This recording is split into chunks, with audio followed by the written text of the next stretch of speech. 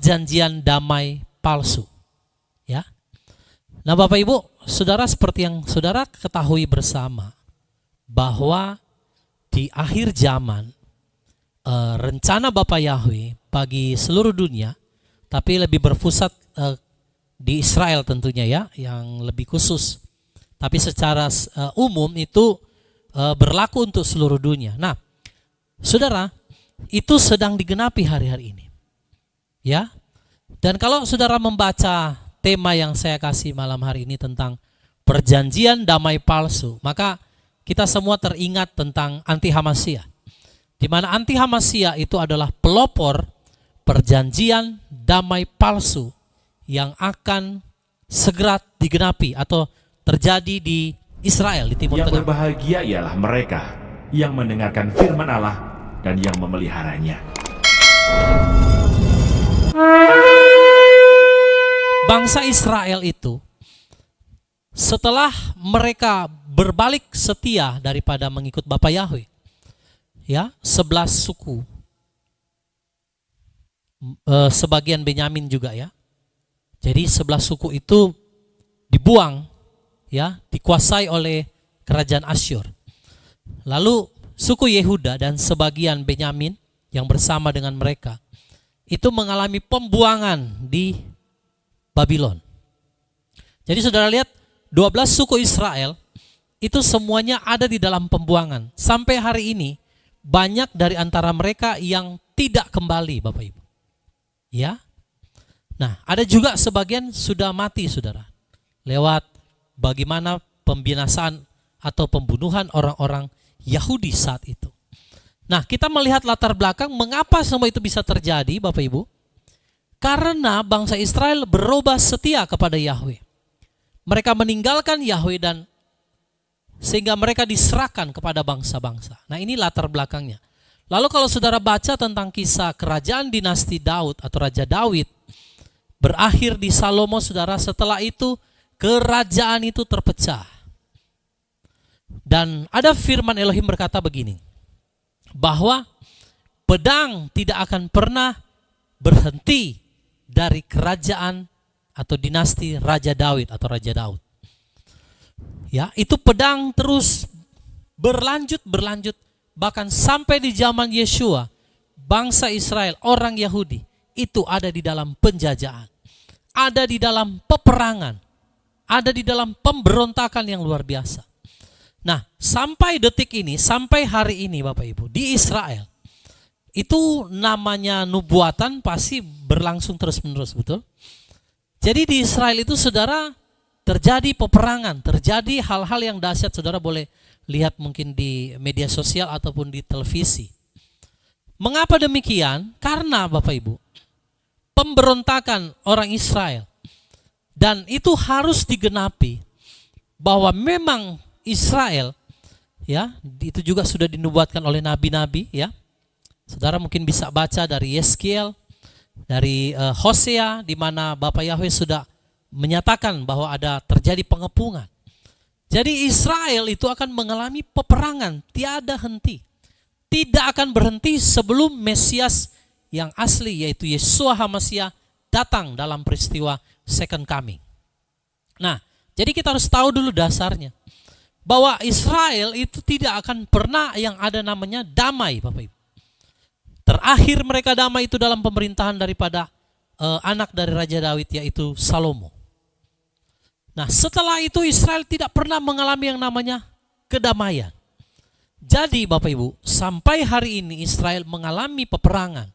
Tidak ada damai, walaupun ada usaha, ada upaya-upaya dari pembesar-pembesarnya untuk mengadakan perdamaian. Ketahuilah Bapak Ibu, Israel itu tidak mungkin berdamai. Itu dulu dasarnya. Nah, kalau sampai terjadi yang namanya satu perdamaian di Timur Tengah, atau yang terjadi di Israel, maka Bapak Ibu harus tahu bahwa perdamaian itu sudah dinubuatkan dalam kitab suci. Itu bukan perdamaian yang benar. Karena nanti Israel akan mengalami masa keemasan pada zaman ketika Adonai Yeshua HaMashiach akan memerintah sebagai raja di dalam kerajaan 1000 tahun. Itu nanti. Jadi kalau sampai terjadi perdamaian di Israel, maka ketahuilah, itu bukan dari Bapa Yahweh. Kita harus paham dulu latar belakangnya ya, saudara, supaya kita dapat memahami. Jadi perjanjian damai yang akan terjadi di Israel itu bukan dari Bapa Yahweh, tapi Bapa Yahweh izinkan supaya nubuatan daripada kitab suci itu digenapi. Nah, mari kita lihat saudara satu ayat bersama-sama. Ini saya pernah bahas waktu yang lalu ya, tapi kita akan ulang karena memang materinya di sini. Daniel pasal 9 ayat 27. Saudara boleh perhatikan di layar ya. Nanti anak saya akan membantu saya dalam membacakan firman ini. Daniel 9 ayat 27. Dan dia akan meneguhkan perjanjian dengan banyak orang selama 1 pekan. Tetapi pada pertengahan pekan itu, ia akan menyebabkan kurban dan persembahan sajian terhenti. Namun atas memuncaknya kekejian itu, akan datang yang membinasakan bahkan hingga tuntas. Dan itulah yang telah ditetapkan untuk menimpa pembinasa itu. Nah, jadi Bapak Ibu, saudara boleh lihat di situ bahwa anti Hamasya itu akan meneguhkan satu perjanjian, covenant, ya, dengan banyak orang. Jadi termasuk dengan tentunya saudara dan saya, itu sudah pasti. Karena sistem daripada anti Hamasya ini akan berlaku di seluruh dunia. Ya, jadi mau orang besar, mau orang kaya, orang miskin ya, pembuatan kitab Wahyu pasal 13, perjanjiannya itu akan diberlakukan selama 1 pekan. Nah 1 pekan ini berbicara saudara, nubuatan dalam kitab Daniel 69, 70 kali 7 masa ya, itu sudah digenapi 69 kali 7. Jadi tinggal 1 kali 7 masa terakhir yang belum digenapi saudara. Itu 69 kali 7 masa sudah digenapi pada saat Mesias itu dibunuh, disingkirkan. Nanti saudara baca di dalam kitab Daniel ya. Nah 1 kali 7 masa atau 1 pekan ini yang belum digenapi Bapak Ibu. Kita harus lihat ini. Dan anti Hamasya akan meneguhkan perjanjian dengan banyak orang selama 1 pekan. 1 kali 7 masa. Tetapi perhatikan, pada pertengahan pekan itu berarti 3,5 tahun, dia akan menyebabkan kurban dan persembahan sajian terhenti. Ada yang tanya, Pak, masa anti Hamasya atau antikris yang orang banyak tahu, itu 7 tahun atau 3,5 tahun. Nah, masanya itu 1 kali 7 masa, jelas kok kitab suci bilang. Ya, dia akan meneguhkan perjanjian dengan banyak orang selama 1 pekan. Tetapi Bapak Ibu, puncak daripada pemerintahan anti Hamasya itu akan terjadi di 3,5 tahun yang terakhir, di mana pada pertengahan pekan itu dia menyebabkan kurban dan persembahan sajian terhenti. Nah, perjanjian yang kayak bagaimana yang akan dibuat oleh anti Hamasya dan dia akan mengingkarinya, yaitu pada pertengahan 1 kali 7 masa atau 1 pekan itu. Nah, Bapak Ibu boleh baca di situ ayatnya ya. Pada pertengahan pekan itu ia akan menyebabkan kurban dan persembahan sajian terhenti. Coba matikan dulu. Saya mau kita fokus di korban dan sajian, persembahan sajian. Kalau berbicara korban, persembahan, itu bangsa Israel sejak daripada bait suci yang dibangun oleh Salomo dan direnovasi kembali di zaman Herodes, saudara, itu bait suci sudah diruntuhkan, hari ini nggak ada bekasnya. Dan mungkin yang tersisa itu tembok ratapan, kalau saudara yang pernah ke Israel. Mungkin orang Israel berdoa di situ supaya bait suci itu dibangun kembali. Tapi Bapak Ibu, saudara harus lihat bahwa sejak daripada Israel bait sucinya itu dihancurkan, sampai hari ini nggak ada bait suci. Nah, kalau konteks anti Hamasya di dalam 1 kali 7 masa ini, dia menghentikan korban sajian persembahan. Itu berarti bait suci akan ada. Ya, kalau anti Hamasiyah ini akan memberhentikan korban sajian dan korban persembahan, berarti bait suci yang ketiga akan segera berdiri. Nanti saya akan bahas di bagian akhir ya. Nah, saudara, kita akan melihat lebih dahulu ya, di sini 1x7 masa yang telah ditetapkan bagi pembinasa keji itu. Di setengah masa itu dia akan mengingkari perjanjian itu. Nah, jadi seperti yang saya bilang latar belakangnya, Israel itu nggak akan pernah damai, Bapak Ibu. Jadi kalau sampai dia berdamai, berarti ada sesuatu yang sedang digenapi, begitu. Ya, tidak ada satupun presiden di dunia ini yang berusaha untuk membuat perjanjian damai. Semua dari waktu ke waktu gagal. Bahkan banyak juga yang dibunuh. Mengapa? Karena waktunya belum tiba. Tapi ketika masa itu tiba, maka digenapi pembangunan bait suci, di mana anti Hamasiyah itu akan berdiri menjadi pendamai. Ya. Nah, saudara, jadi begini. Kalau Bapak Ibu melihat nanti di Israel sebagai jarum jamnya Bapak Yahweh, ditandatangani surat perjanjian damai, dan Israel itu akhirnya mengalami masa tenang, tidak ada rudal di sana, tidak ada roket yang terbang di atas Israel, di atas langit Israel, maka ketahuilah, disitulah saatnya sang pembinasa keji itu mulai akan melancarkan aksinya. Jadi kalau sekarang kita lihat masih ada roket terbang-terbang, itu belum terjadi.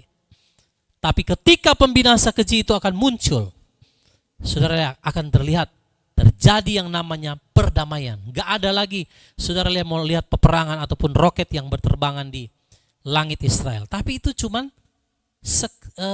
sekejap saja.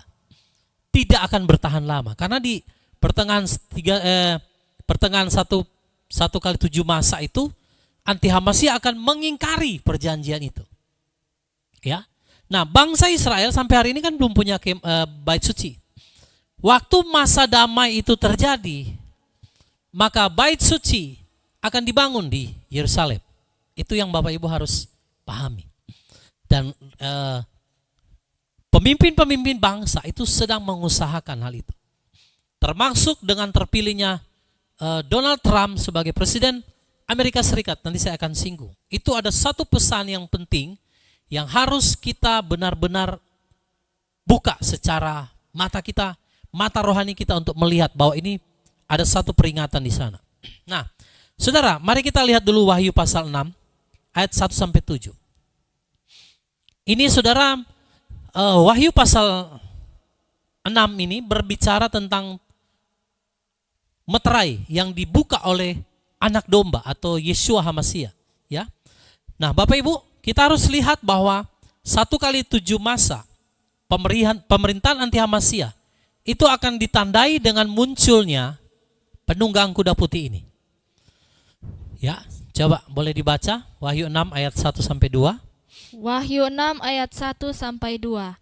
Dan aku melihat ketika anak domba itu membuka satu dari meterai-meterai itu, dan aku mendengar satu dari keempat makhluk hidup itu yang berkata bagaikan bunyi guntur, "Marilah dan lihatlah."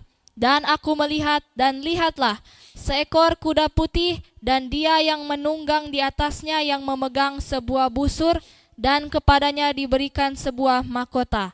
Dan dia keluar untuk menaklukkan, bahkan agar dia dapat menaklukkan. Nah, Bapak Ibu, saya pernah menyinggung ini dalam pembahasan kitab Wahyu, tapi sedikit saya singgung supaya mungkin saudara ingat. Ya, ketika anak domba atau Yeshua Hamasiyah membuka meterai yang pertama, maka di situ terlihatlah seekor kuda putih. Dan dia yang menunggang di atasnya memegang sebuah busur, dan kepadanya diberikan sebuah mahkota. Dan dia keluar untuk menaklukkan, bahkan agar dia dapat menaklukkan. Jadi Bapak Ibu, meterai yang pertama ketika Adonai Yeshua membuka, itu muncul kuda putih. Kuda itu melambangkan satu kekuatan. Jadi dalam kitab Wahyu saudara harus memahami tentang simbol-simbol yang ada dalam kitab Wahyu. Kuda itu melambangkan satu kekuatan, ya saudara. Lalu yang warna putih itu melambangkan, yaitu tadi, perdamaian, ya. Ada ketenangan di sana. Jadi ada satu kekuatan yang akan bangkit untuk mengadakan satu perdamaian yang ditulis dalam kitab pasal Daniel yang tadi kita baca, satu perjanjian. Dia akan mengikat perjanjian dengan banyak orang. Ya, tentunya dengan Israel. Dan saudara lihat penunggang kuda putih ini, dia membawa warna putih, itu pelambang perdamaian. Dan di tangannya ada sesuatu yang aneh, yaitu sebuah busur. Bukan tanpa busur tanpa panah, tidak ditulis panah di situ ya. Jadi hanya sebuah busur, dan busur ini saudara melambangkan kekuatan dia.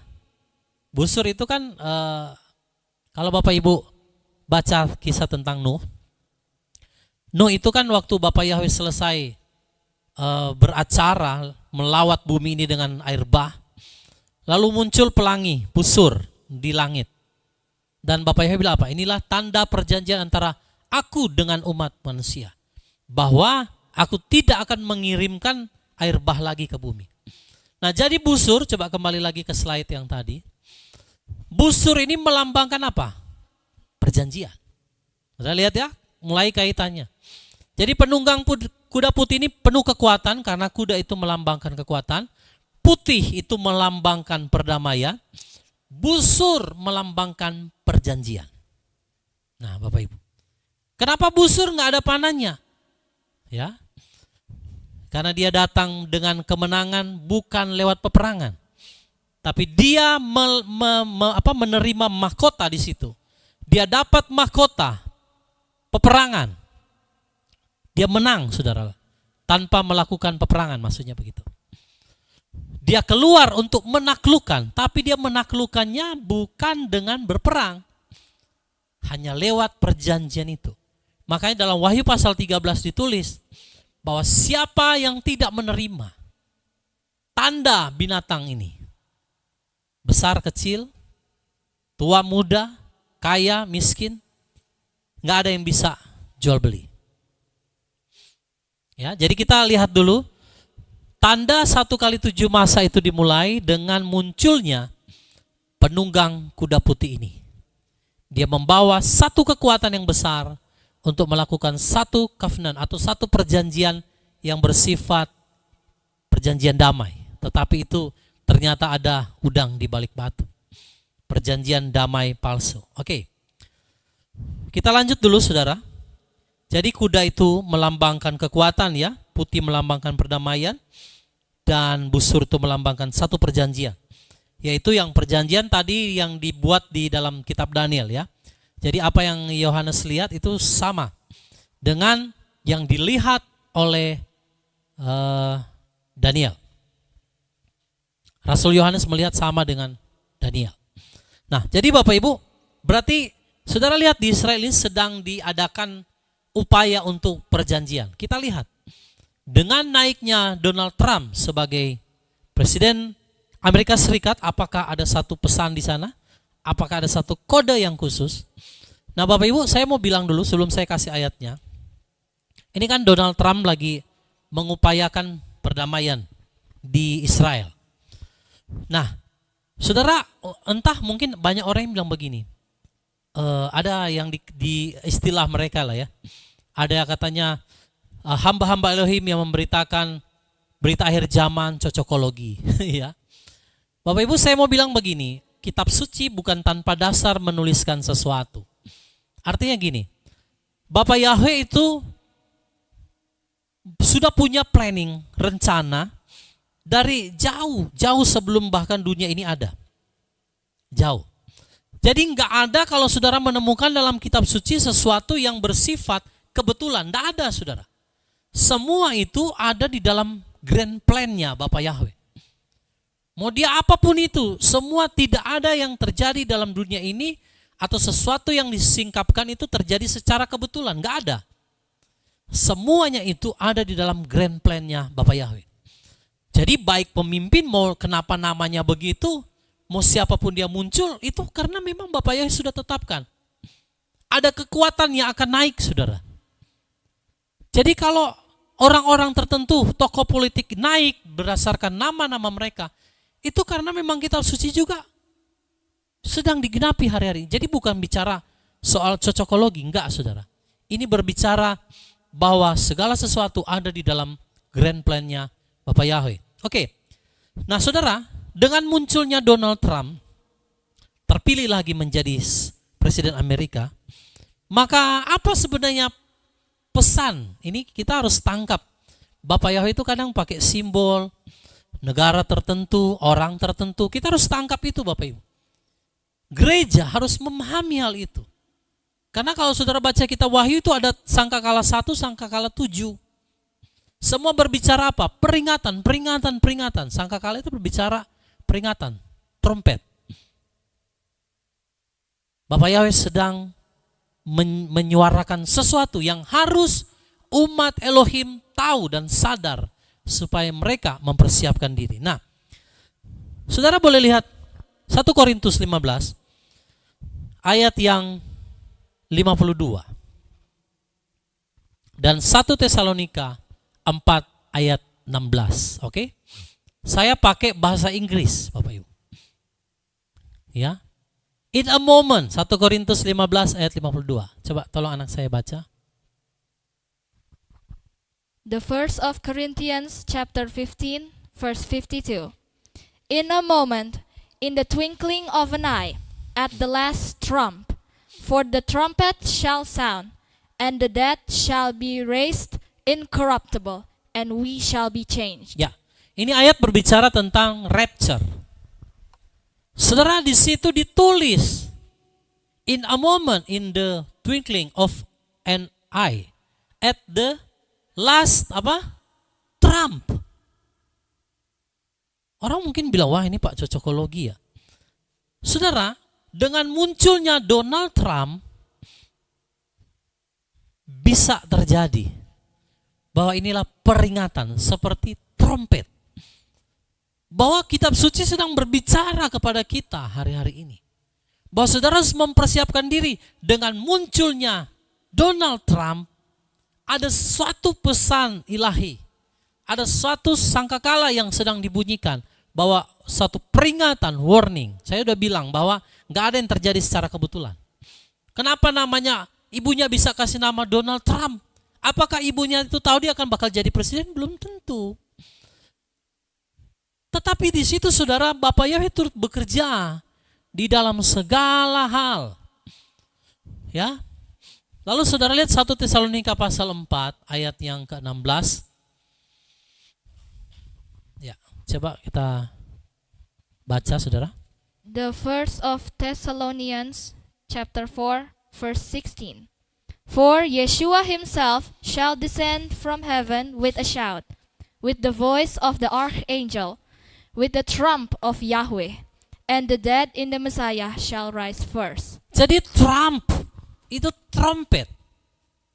Saya waktu berdoa bertanya sama Bapak Yahweh, saya melihat juga ada yang menyampaikan sesuatu saudara di akhir zaman tentang berita kedatangan Adonai Yesus Masih yang berkaitan dengan apa yang sedang terjadi hari-hari ini. Terlebih khusus saya mau bicara tentang terpilihnya kembali Donald Trump. Itu ada satu pesan daripada Bapak Yahweh mengenai engkau harus berjaga-jaga. Ini adalah trompet, peringatan.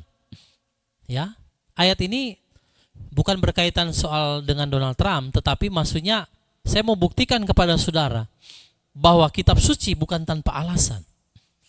Menulis segala sesuatu.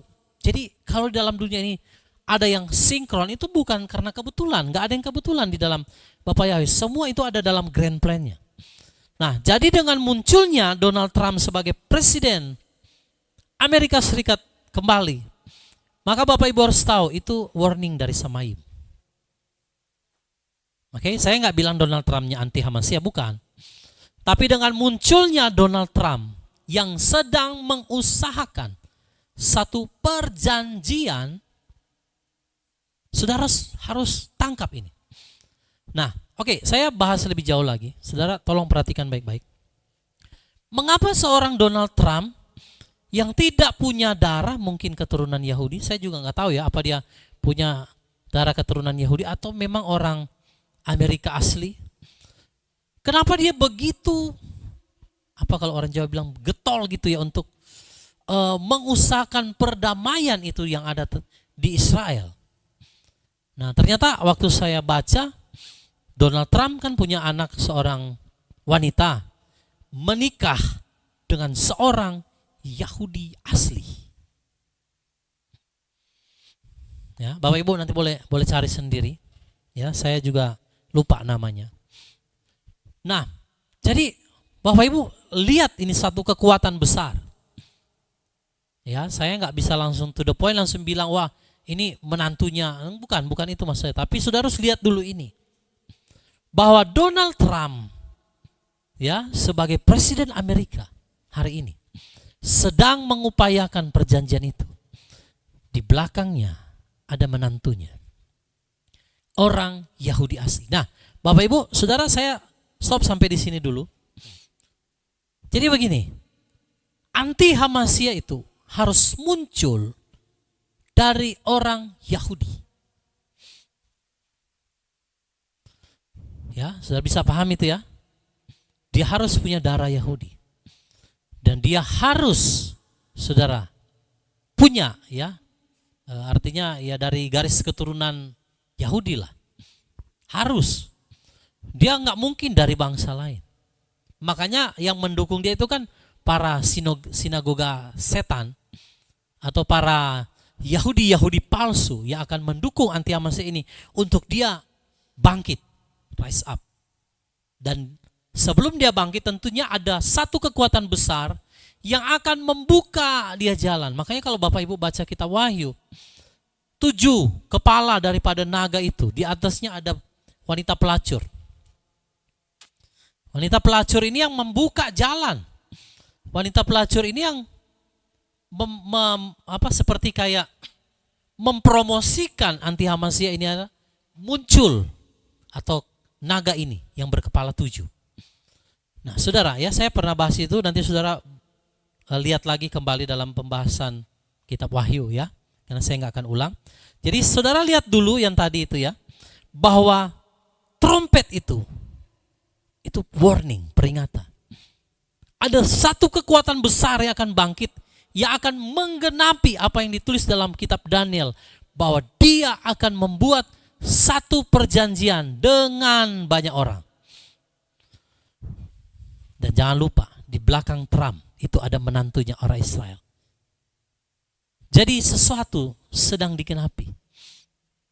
Sesuatu sedang menuju kepada penggenapan. Ya, bukan satu kebetulan mengapa juga presiden yang sedang mengusahakan perjanjian itu juga punya nama Trump, trompet. Ya, jadi ini bukan bicara cocokologi ya, saudara. Nah, oke, kita akan lihat, saudara, bahwa ketika nanti trompet itu dibunyikan, maka saudara akan lihat bahwa waktunya akan tiba. Oke? Saya mengajak saudara lihat dulu Yesaya pasal 18 ayat 3 sampai ayat yang ke-6. Ya, boleh bisa dibaca ya Bapak Ibu. Jelas ya tulisannya. Kalau yang tidak bisa baca, saudara cukup dengarkan saja. Ya, Yesaya 18 ayat 3 sampai 6. Yesaya 18 ayat 3 sampai 6. Semua yang mendiami dunia dan yang menghuni bumi, saat terangkatnya panji di bukit-bukit, kamu akan melihatnya. Dan saat ditiupnya sangkakala, kamu akan mendengarnya. Sebab beginilah Yahweh berfirman kepadaku, aku akan beristirahat, dan aku akan mengawasi di tempatku berdiam. Seperti panas yang memancar di atas terang, seperti awan pekat pada saat panas waktu panen. Sebab sebelum panen, ketika saat berbunga selesai, dan bunga itu menghasilkan buah yang belum masak, kemudian seseorang akan memotong ranting-rantingnya dengan pisau pemangkas, menebang dan membuang cabang-cabangnya.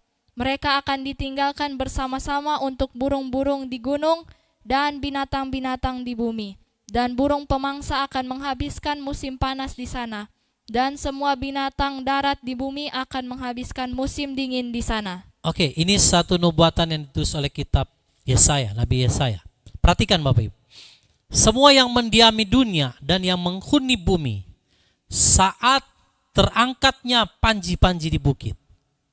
Apa ini, saudara? Waktu saya berdoa, Ruh HaKudus menerangi hati saya. Kamu akan melihat saat panji perdamaian itu akan diangkat di bukit-bukit. Kamu akan melihatnya saat perjanjian damai. Panji di sini melambangkan tentang panji perdamaian. Akan diangkat di bukit-bukit. Semua bangsa, semua yang mendiami dunia, bumi akan melihatnya. Perhatikan Bapak Ibu ayat ini. Dan saat ditiupnya sangkakala, kamu akan mendengarnya. Nah, jadi jangan heran makanya kenapa ya Presiden Amerika itu sedang memang mengusahakan panji di bukit-bukit ini akan diangkat. Nah, lalu di situ ini ayat kan penuh dengan misteri, saudara. Jadi saudara fokus supaya bisa memahami ayat. Sebab beginilah Yahweh berfirman kepadaku, aku akan beristirahat dan aku akan mengawasi di tempatku berdiam, di Samayim tentunya ya. Seperti panas yang memancar di atas terang, seperti awan pekat pada saat panas waktu panen. Sebab sebelum panen, di situ ada koma. Sebelum panen, nah ini waktu saya baca lagi berulang kali. Sebab sebelum panen ketika saat berbunga selesai dan bunga itu menghasilkan buah yang belum masak. Nah jadi begini Bapak Ibu, saya teringat perkataan dari Adonai Yeshua HaMashiach tentang Israel. Dikatakan kalau kamu sudah melihat tunasnya sudah mulai, ya pohon ara itu sudah mulai bertunas, maka waktunya sudah akan tiba.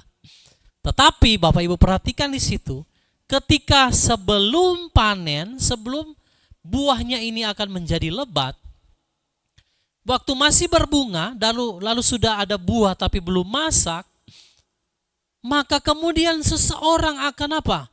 Memotong ranting-rantingnya dengan pisau pemangkas, menebang dan membuang cabang-cabangnya. Perhatikan baik-baik ayat ini. Ini yang Ruh HaKudus singkapkan kepada saya. Bahwa ini berbicara Israel yang baru mulai merasakan perdamaian itu. Israel yang baru mau berbuah. Tiba-tiba saudara, datang seseorang dan memotong ranting-rantingnya dengan pisau pemangkas, lalu menebang dan membuang cabang-cabangnya. Lalu dibawa kemana sudah? Mereka akan ditinggalkan bersama-sama untuk burung-burung di gunung dan binatang-binatang di bumi. Inilah nubuatan kitab Sakaria, di mana mereka 2/3 akan dibinasakan. Saudara lihat, Israel waktu ranting-rantingnya mulai keluar, itu tandanya. Tapi engkau akan melihat saat panji di bukit diangkat, ketika sangkakala dibunyikan.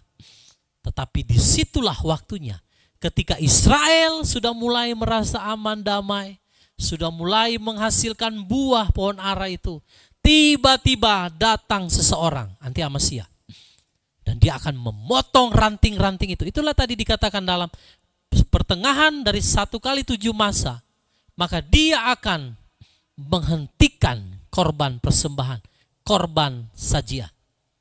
Lalu dia akan tebang Israel, membuang cabang-cabangnya, lalu mereka akan dibinasakan. 2/3 akan ditawan, saudara, dibunuh.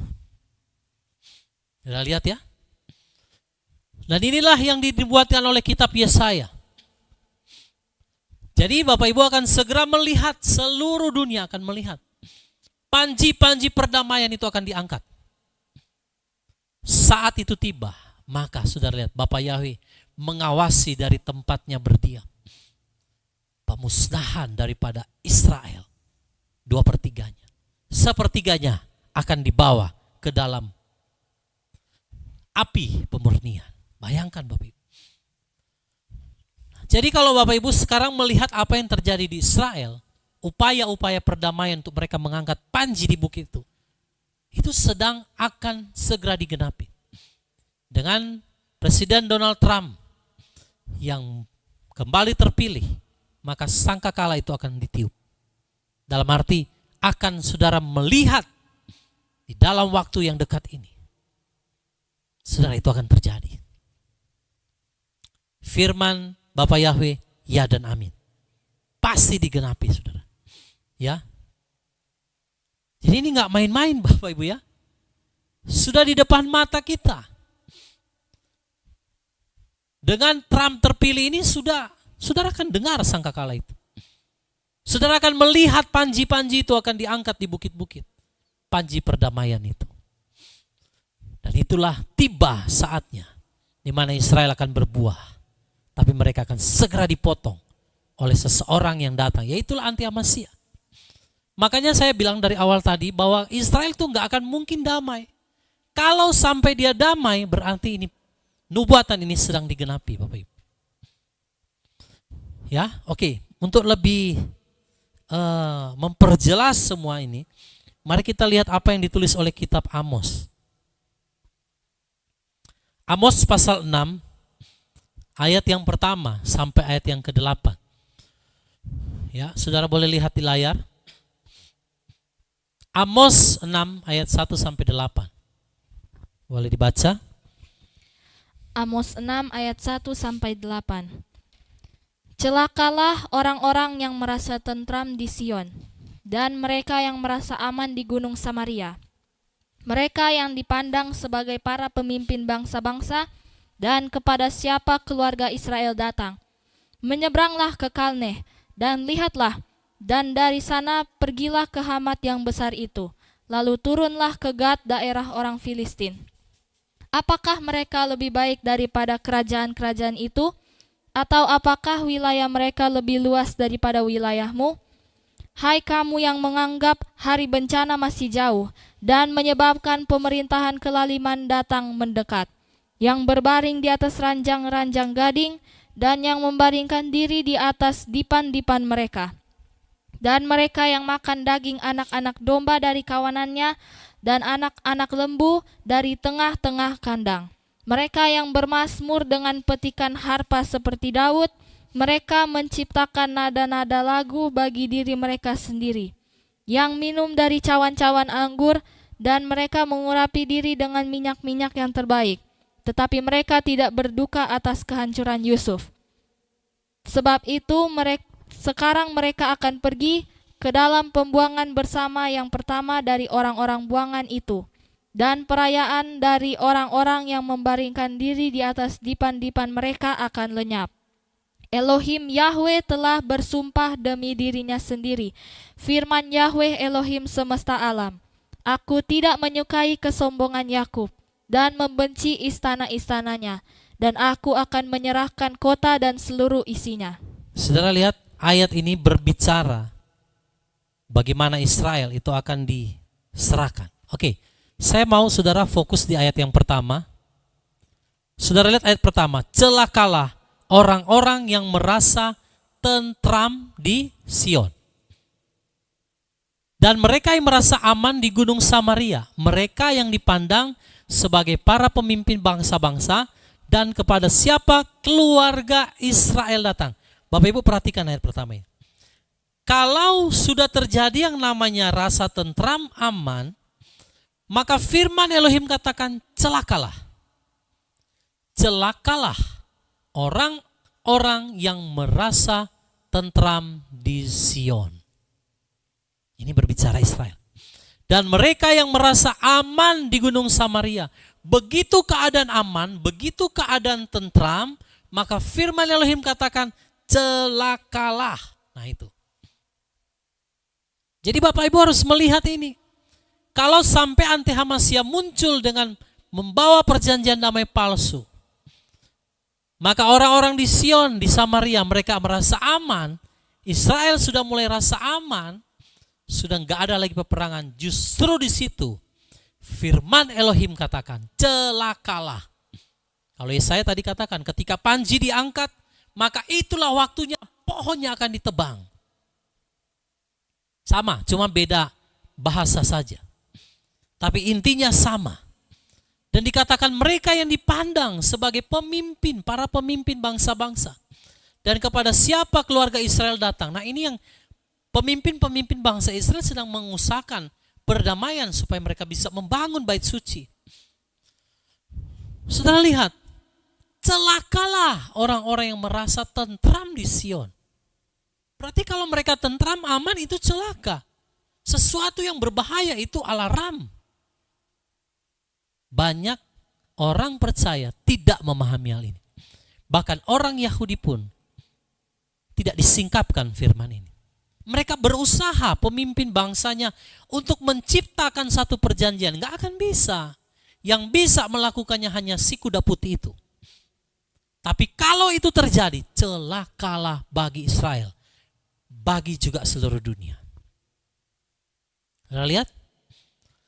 Ya, lalu fokus lagi ke ayat yang ketiga. Amos 6 ayat yang ketiga. Hai kamu yang menganggap hari bencana masih jauh dan menyebabkan pemerintahan kelaliman apa? Datang mendekat. Saudara lihat. Akibat dari ayat 1, mereka mengadakan perdamaian, mereka merasa aman, tentram. Dan mereka merasa, wah hari bencana masih jauh karena sudah ada dalam keadaan damai, tentram. Tetapi kitab suci mencatat di situ, mereka justru menyebabkan datangnya pemerintahan kelaliman itu datang mendekat, itu anti-Amasya. Jadi kalau sudah terjadi yang namanya damai, aman, tentram, maka itulah justru Bapak Ibu, pemerintahan dari anti-Hamasya justru akan segera dimulai. Nah saudara lihat, para pemimpin Israel menyebabkan itu datangnya anti-Hamasya lewat upaya-upaya perdamaian mereka. Dan juga yang diprakasai oleh Donald Trump sebagai pemimpin daripada Amerika Serikat. Semua itu ada hubungannya. Ya, orang Israel merasa aman, damai. Wah, sudah enggak, masih jauh hari bencana karena sudah enggak ada lagi roket. Tapi itu cuma berlangsung 3,5 tahun. Di awal. Di pertengahan dari 1/7 masa itu, justru anti-Hamasya akan menyebabkan korban terhenti. Makanya Bapak Ibu, kalau Israel itu justru merasa dirinya sudah aman, Israel itu sudah mulai merasa tentram seperti ayat yang pertama tadi, maka sebenarnya mereka sedang menyebabkan pemerintahan daripada anti-Hamasya, yaitu anak kebinasaan, son of perdition, dan atau juga dikatakan manusia keji, pembinasa keji, itu sedang datang mendekat. Saudara lihat, ya. Jadi Bapak Ibu, kalau perjanjian damai ini terlaksana, maka pemerintahan dari kelaliman itu akan segera tiba. Amin, saudara? Bisa memahami itu? Ya. Hari ini orang Israel punya satu doa. Berdoa bagi damai di Israel, betul enggak? Ada kan lagunya, Pray for the peace of Jerusalem. Pray for the peace of Jerusalem. Mereka berdoa untuk kedamaian, ketentraman.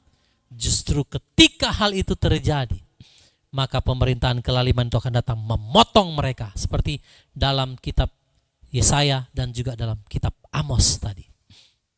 Bapak Ibu bisa lihat. Hari ini semua berdoa buat kedamaian di Israel. Gereja juga berdoa bagi kedamaian di Israel. Dan Roh Kudus hanya bilang di hati saya, bahwa ketika kamu berdoa untuk kedamaian Israel, maka saat itulah pemerintahan kelaliman itu datang mendekat. Tapi semua harus digenapi Bapak Ibu ya. Harus terjadi ya dan amin, karena firman Elohim itu ya dan amin. Tidak akan dilewatkan atau tidak akan direkayasa oleh manusia, tapi itu benar-benar akan benar-benar mengikuti apa yang sudah tertulis dalam kitab suci yang tadi kita baca. Ya, mungkin saudara bilang, Pak, itu kan di perjanjian lama tentang damai, tentram. Itu kalau Bapak Ibu baca Amos pasal berapa tadi itu? 6. Itu baca perikopnya, rasa tentram yang palsu. Itu perjanjian Pak, damai palsu sebenarnya. Ya. LAI kasih judul itu rasa tentram palsu. Kenapa palsu? Ya karena itu cuman sementara sifatnya, itu maksudnya. Ya, jadi saudara baca semua itu, Amos pasal 6 ayat 1 dan seterusnya, satu pasal itu. Saya nggak mau bahas karena akan terlalu sangat panjang kalau saya bahas semua. Saya mau saudara fokus di soal perjanjian damai palsu ini. Nah, mungkin tadi saudara lihat kan semua dari Yesaya, lalu Amos, kitab Daniel. Mungkin Bapak Ibu bertanya, Pak, itu kan semua mungkin sudah terjadi di masa lalu, di perjanjian lama. Apakah itu masih relevan dengan sekarang? Apakah itu masih up to date sampai hari ini? Saya akan buktikan kepada saudara bahwa di perjanjian baru, Rasul atau Rabi Saul itu juga menyatakan hal yang sama. Mari lihat 1 Tesalonika ayat 5, 1 Tesalonika pasal 5 ayat 1 sampai ayatnya yang ketiga. Oke? Ada terjemahan bahasa Inggrisnya juga di sebelah. Kita baca ayat pertama sampai ayat yang ketiga. 1 Tesalonika 5 ayat 1 sampai 3. Dan mengenai waktu dan saat, hai saudara-saudara, kamu tidak punya keperluan untuk dituliskan bagimu. Karena kamu sendiri mengetahui dengan cermat bahwa hari Yahweh datang sedemikian rupa seperti pencuri pada waktu malam. Sebab ketika mereka mengatakan damai dan aman, maka tiba-tiba kebinasaan datang atas mereka, sama seperti rasa sakit bersalin pada wanita yang sedang mengandung, dan mereka sama sekali tidak bisa luput. Ya, saudara lihat, Rasul Rabi Saul atau Rasul Paulus mengatakan bahwa saat kedatangan Yesua HaMasiah tidak perlu ya dituliskan bagimu, karena kamu tahu, kepada jemaat di Tesalonika, kamu tahu dengan cermat bahwa hari Yahweh itu datang sedemikian rupa seperti pencuri pada waktu malam. Lalu di situ dikatakan sebab, nah ini, jadi ada komanya di situ. Ketika mereka di sini siapa? Israel. Ketika mereka mengatakan apa? Damai, maka apa saudara di situ? Ketika mereka mengatakan damai dan aman, peace and safety. Ya. Tiba-tiba, nah ini saudara ya, kebinasaan itu seseorang yang datang memotong mereka. Tadi ditulis dalam kitab Yesaya, di dalam kitab Amos juga sudah menubuatkan hal yang sama. Sebab ketika mereka mengatakan damai dan aman, ini perjanjian damai palsu. Jadi saudara harus paham dulu, 1 Tesalonika pasal 5 ayat yang ketiga ini berbicara tentang perjanjian damai palsu. Ketika Israel mengatakan, wah damai, aman, tiba-tiba kebinasaan itu datang atas mereka. Sama seperti rasa sakit bersalin pada wanita yang sedang mengandung. Berarti itu enggak akan lama. Ketika mereka bilang, wah aman, damai, tiba-tiba saudara, anti HaMasiah berdiri dan menghentikan korban persembahan, korban sajian di tengah-tengah 1x7 masa itu. Jadi saudara lihat, kitab Amos menulis, Yesaya menulis, panji diangkat.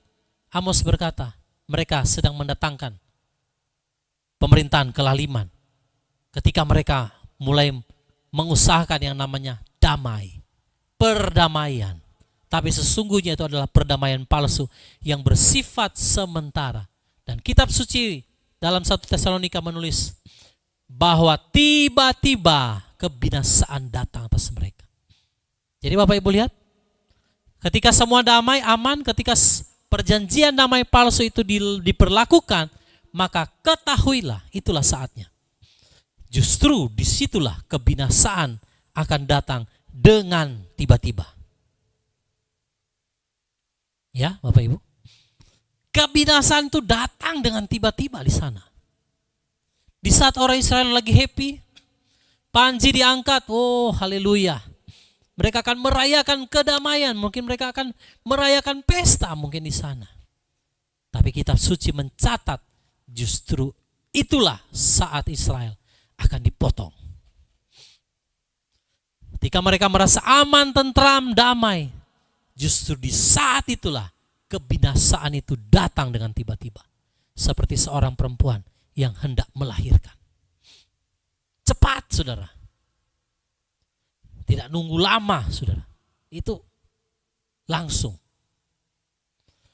Nah, jadi Bapak Ibu, saya mau saudara semua jangan mengabaikan ya jarum jam Bapa Yahwe Israel. Mata kita harus tertuju ke sana. Upaya-upaya perdamaian yang sedang dilakukan itu mereka sedang menyebabkan datangnya pemerintahan kelaliman itu. Tapi kita harus berdoa supaya kehendak Bapa Yahwe harus digenapi segera, ya dan amin. Jangan saudara menolak, tidak boleh saudara. Karena nanti Yesua juga akan lebih lama lagi datang menjemput kita. Justru anak kebinasaan atau pembinasa keji itu harus dimunculkan. Supaya apa? Supaya dia dibinasakan oleh Yesua HaMasiah. Ya kalau dia nggak muncul, ya bagaimana saudara dia mau dibinasakan, kan begitu. Kalau saudara ada juga hamba-hamba Elohim saya lihat berdoa menahan katanya kekuatan anti HaMasiah supaya jangan jangan dia berkuasa. Itu salah, doa yang salah, doa yang tidak menggenapi akan kebenaran firman. Justru kita harus berdoa, let your will be done. Ya, kehendak Bapa Yahwe terjadi dengan sempurna.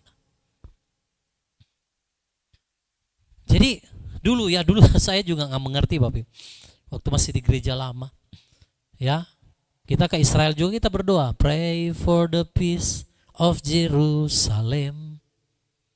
Loh, kalau kamu berdoa ya itu pasti memang kedatangan dari pemerintahan kelaliman itu segera mendekat.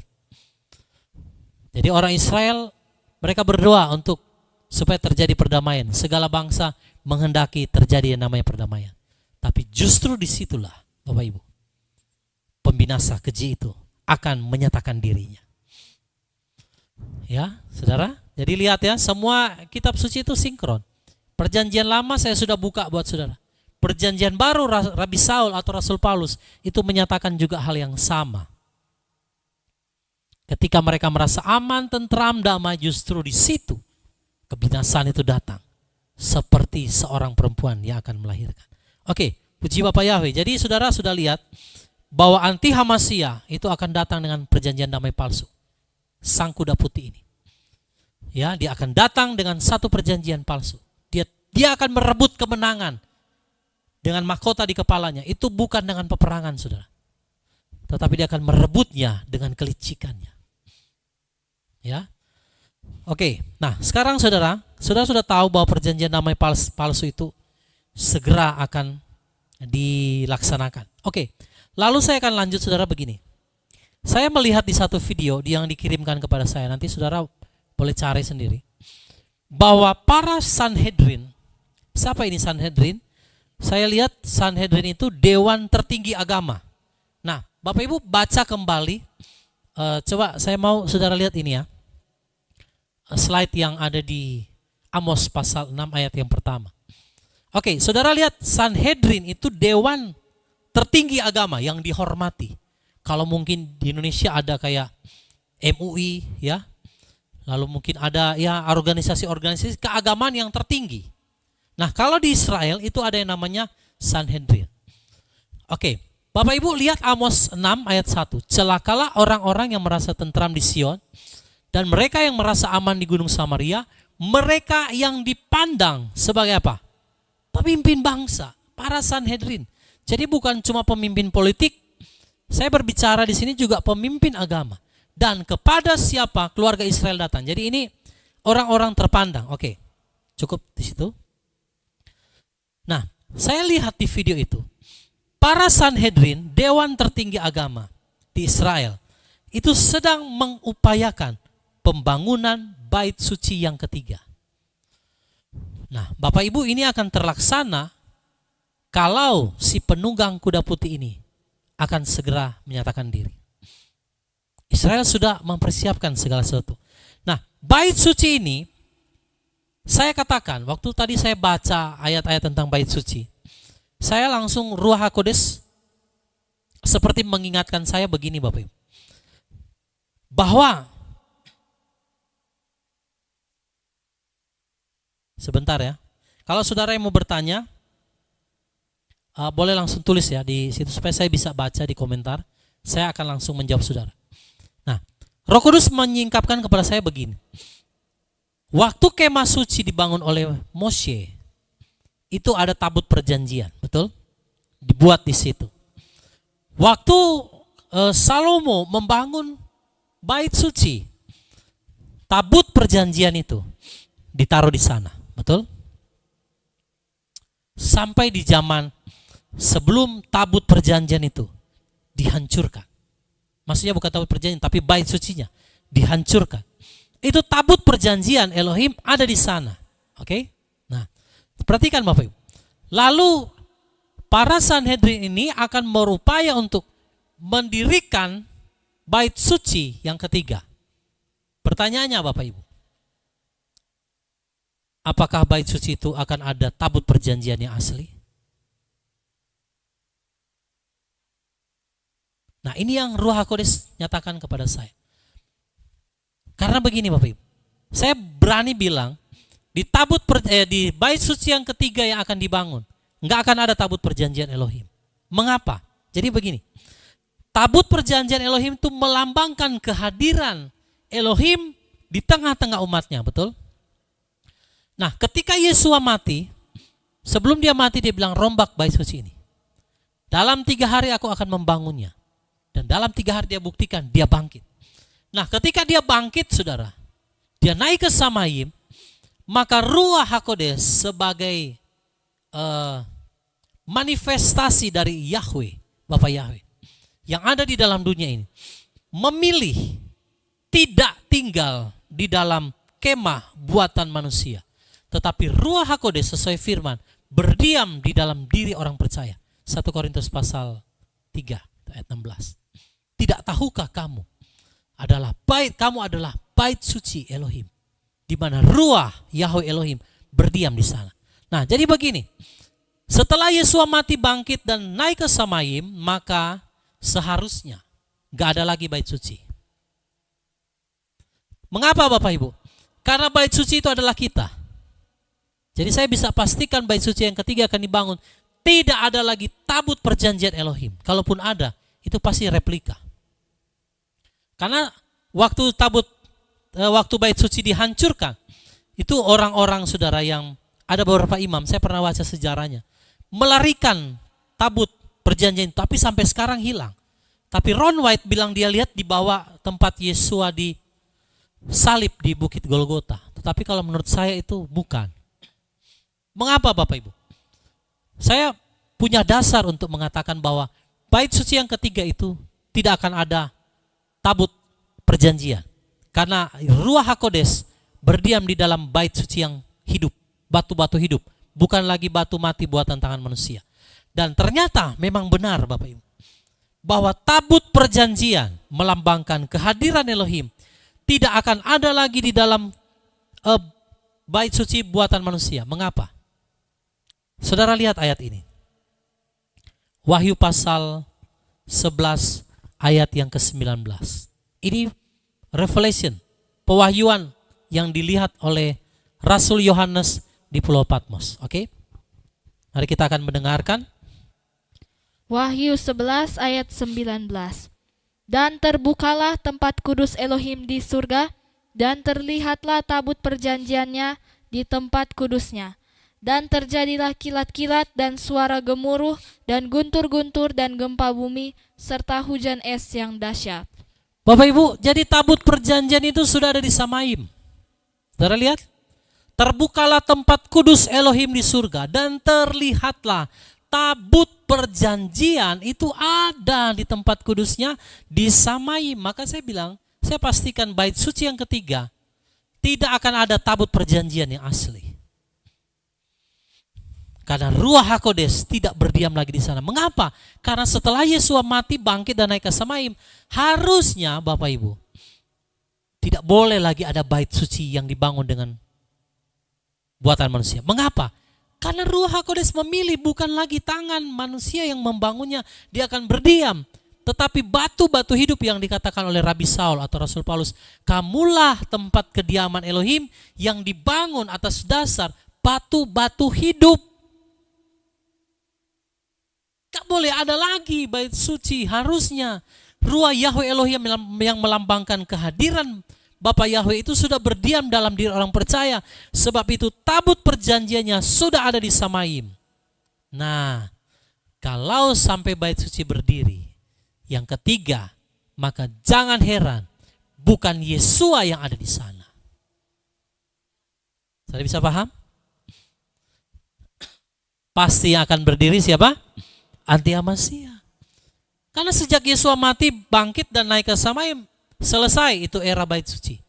Bapa Yahweh tidak lagi mau berdiam di dalam kemah atau bangunan buatan manusia. Dia lebih memilih berdiam di dalam batu-batu hidup yang adalah saudara dan saya.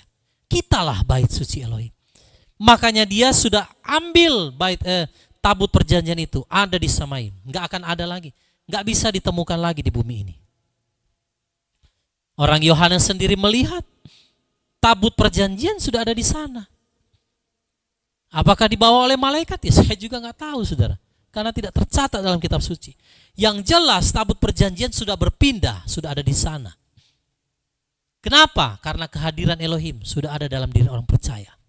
Tidak lagi dalam bangunan. Kalau mereka mau bangun bangunan bait suci, sudah 100% dipastikan bukan Yesua yang akan ada di sana. Yaitu anti-Hamasia akan duduk di sana. Jadi Bapak Ibu lihat, melalui semua perjanjian damai palsu yang akan mereka laksanakan ini, maka semua nubuatan firman ini akan digenapi. Saudara dan saya adalah bait kudusnya Elohim. Amin. Jaga bait kudus ini. Jangan sampai dicemari. Karena disitulah Ruach HaKodes yang mulia memilih berdiam. Dia enggak memilih, saudara, nanti waktu bait suci dibangun di Israel, dia memilih diam sana, enggak. Tetapi melalui kebangkitan, kematian, kebangkitan, dan kenaikan Adonai Yeshua HaMasiah, maka Ruach HaKodes memilih berdiam di dalam diri orang percaya. Itu luar biasa. Jadi ini yang masih membuat bangsa Israel tertutup pikiran mereka. Mereka enggak dapat memahami, saudara. Karena fokus mereka selalu hanya daging. Karena mereka menolak Yesua, maka mereka masih mau bangun bait suci. Mereka berharap Elohim akan hadir di sana. Oh tidak, saudara. Yang akan hadir di sana bukan Elohim. Yang akan hadir di sana justru anti-Hamasia. Nah, mengapa bisa terjadi? Saya renungkan hal ini.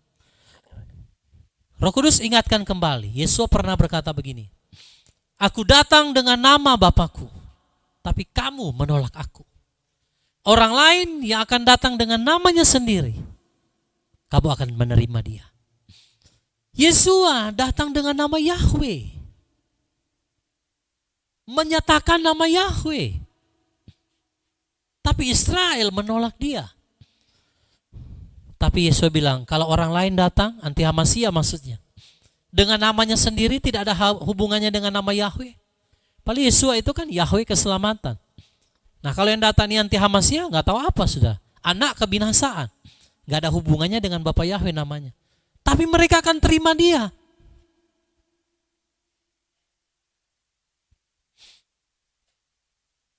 Ya benar, Ibu atau Bapak April ini. Yang harus kita jaga itu bait suci, tubuh kita. Hati-hati Bapak Ibu. Makanya seringkali kan dari awal sejak pandemi itu saya selalu sampaikan, jangan saudara menerima sesuatu yang saudara tidak tahu itu apa, yang bisa merusak bait sucimu.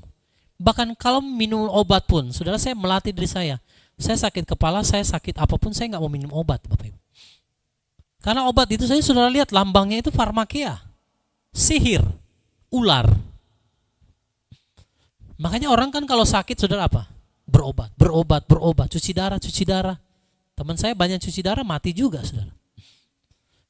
Kalau orang sudah konsumsi obat itu pasti akan tersihir karena dia ada roh parmakia di situ. Jadi jaga bait suci saudara jangan sampai dicemari karena disitulah ruah Yahweh berdiam. Dia nggak akan berdiam di Israel di bait suci akan dibangun. Oh enggak sudah. Tabut perjanjiannya saja sudah ada di Samaib. Bagaimana Israel mau menantikan Elohim Yahweh yang akan datang di bait suci waktu pentabisan? Oh, saudara yang akan datang di sana itu Antia Mesia. Makanya dalam kitab Daniel ditulis bahwa di masa pertengahan 1x7 masa itu dia akan menghentikan semua korban sajian, korban persembahan. Dan dia akan naik di sana dan dia akan menyamai yang maha tinggi, the most high. Lalu dia akan menyatakan diri bahwa dialah Elohim. Di situ Israel akan tercengang. Mereka malah merasa, wah ini penghujatan. Tapi justru di situ, tapi saya menulis, Amos menulis, mereka akan dipotong, saudara. Antia Masih akan menyatakan diri sebagai manusia pembinasa keji itu. Dan dia akan muncul dengan kegeraman dalam kitab Daniel. Dengan kegeraman yang besar. Dan dia akan menaklukkan segala bangsa di bawah telapak kakinya. Dan ini sedang berlangsung di depan mata kita, saudara. Dengan munculnya atau terpilihnya kembali Donald Trump itu seperti warning. Ya, saudara perlu waspadai yang ada di belakang kekuatan Trump ini. Ya.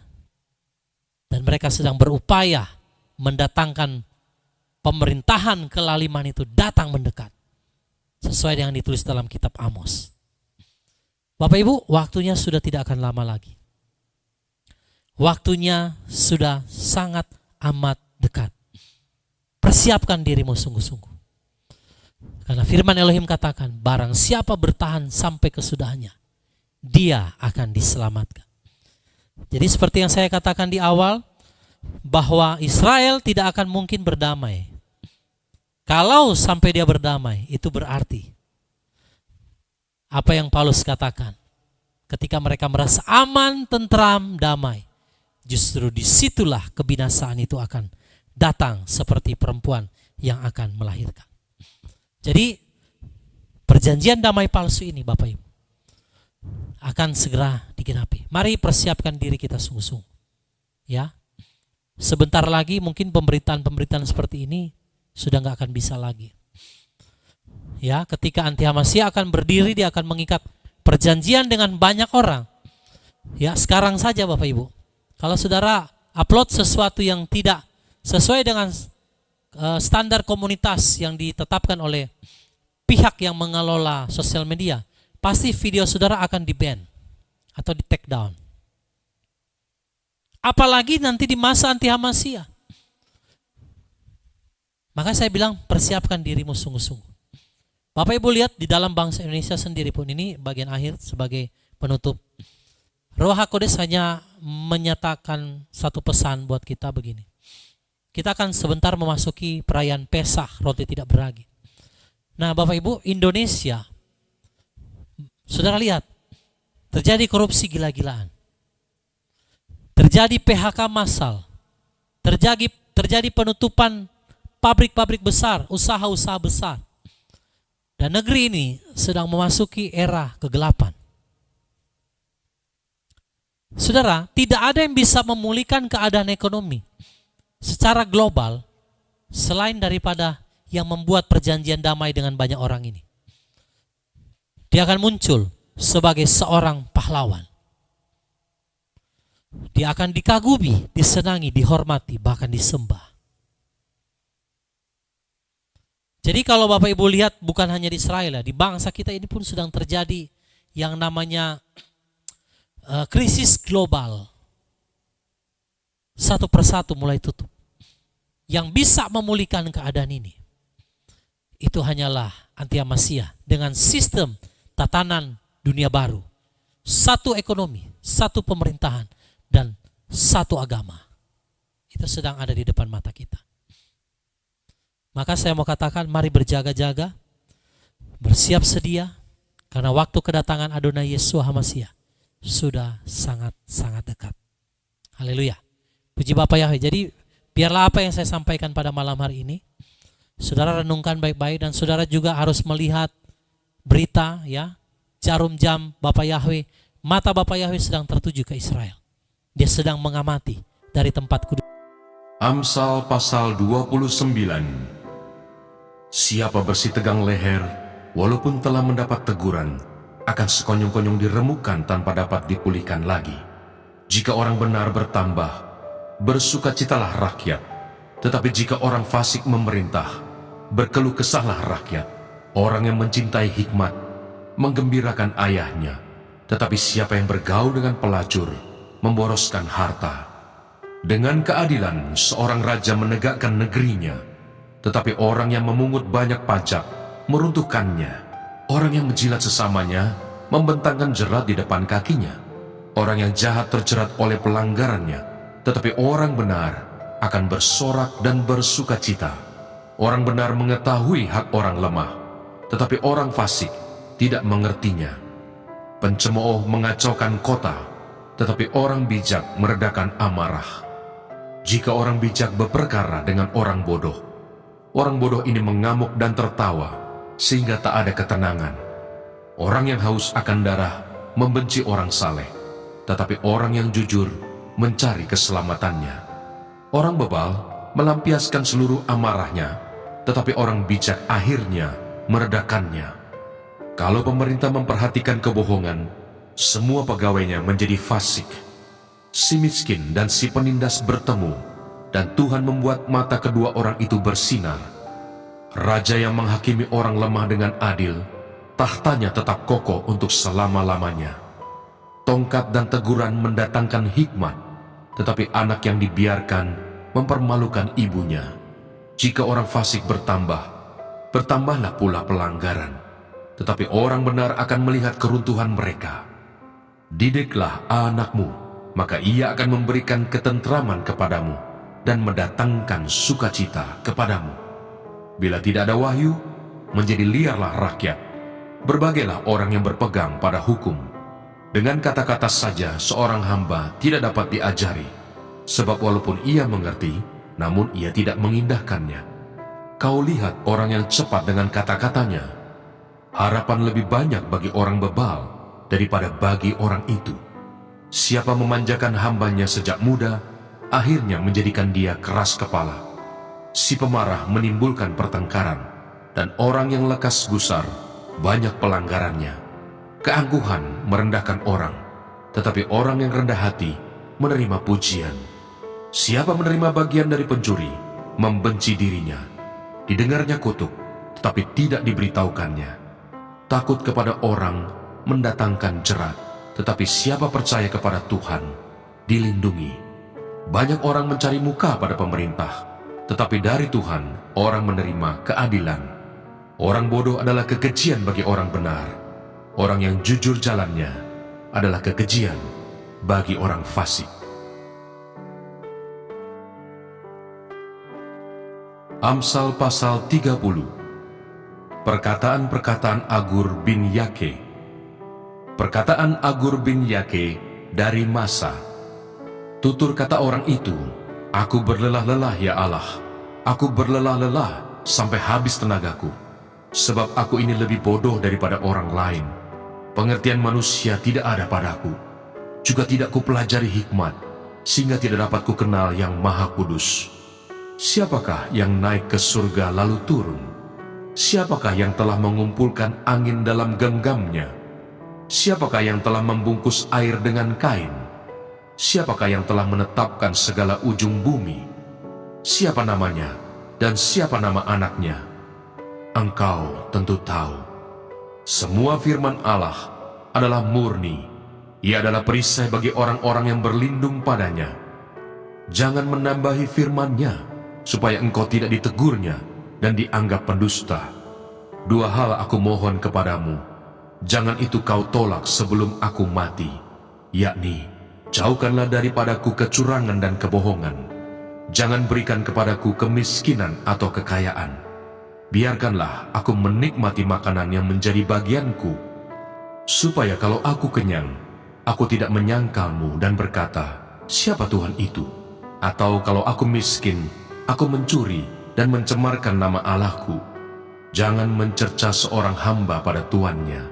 supaya jangan ia mengutuki engkau, dan engkau harus menanggung kesalahan itu.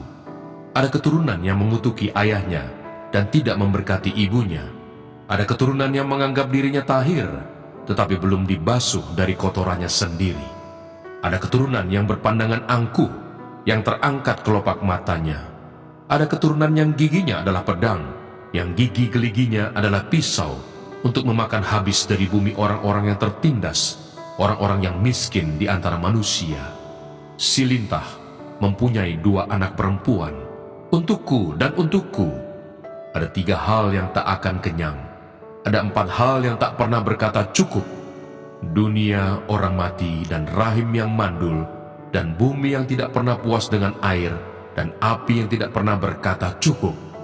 Mata yang mengolok-olok ayah dan enggan mendengarkan ibu akan dipatuk gagak lembah dan dimakan anak Raja Wali.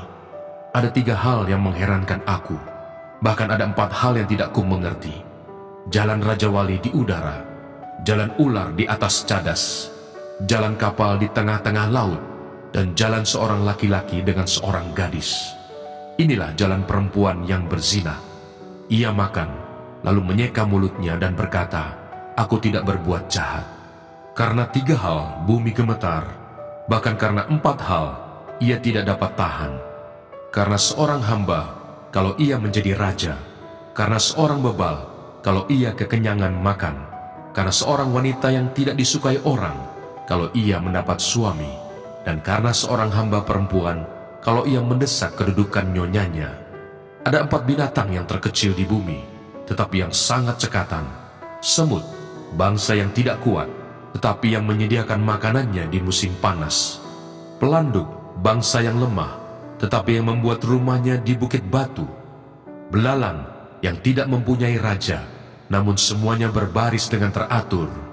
Cicak yang dapat kau tangkap dengan tangan, tetapi yang juga ada di istana-istana raja. Ada 3 binatang yang gagah langkahnya, bahkan 4 hal yang gagah jalannya, yakni singa yang terkuat di antara binatang, yang tidak mundur terhadap apapun, ayam jantan yang angkuh atau kambing jantan, dan seorang raja yang berjalan di depan rakyatnya.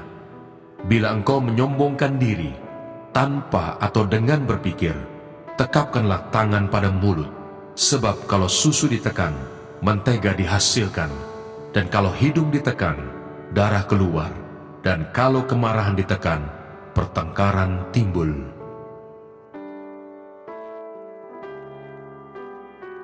Amsal pasal 31. Amsal-amsal untuk Lemuel dari ibunya. Inilah perkataan Lemuel, Raja Masa, yang diajarkan ibunya kepadanya.